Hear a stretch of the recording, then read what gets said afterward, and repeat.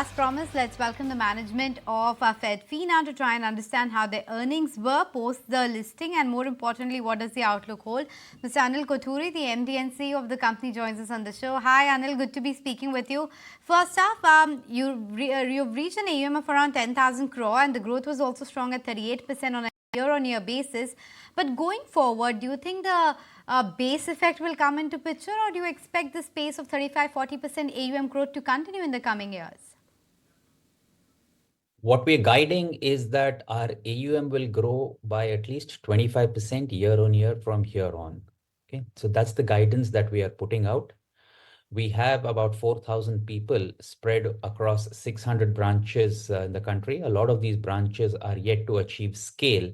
Okay, so once that happens, our disbursals will increase and our AUM will grow. So 25% AUM growth year on year is achievable.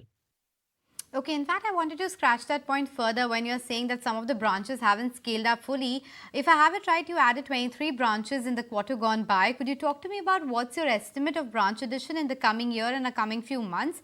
And also, what would it do to your operating costs? We intend opening 50 branches this year, and most of which are done. And all the branches we open this year are focused on selling small mortgages. So that branch count is slated to go from 130 to 180. Okay. Now, every year we will continue to open branches and expand. Our norm is to open something like 50, 60 branches every year. So our branch count will increase by roughly 8% from here on every year for the foreseeable future.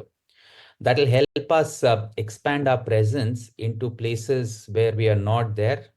Currently, we will enrich our presence in northern India and then foray eastwards. So that's the plan.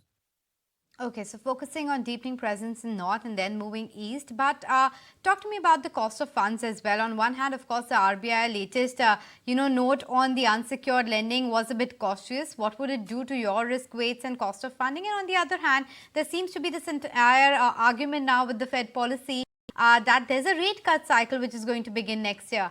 Your view on how the cost of funds will really track for you? What the Reserve Bank has done is to increase risk weights for bank lending to NBFCs. We are rated AA, so our risk weight goes up from 30% to 55%. Okay. Now, the banks will obviously price for this. I anticipate a cost of borrowing increase of between 25 and 50 basis points. Okay.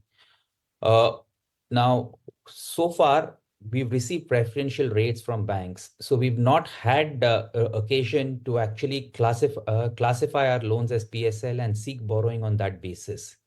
Now, if there's going to be a difference between PSL and non-PSL, we will be a little more diligent in terms of seeking lines for PSL from banks and try and moderate this 25 to 50 basis point increase that we anticipate otherwise. Thanks, Anil, for your time. Would have loved to chat more, but running out of time on this edition of the show.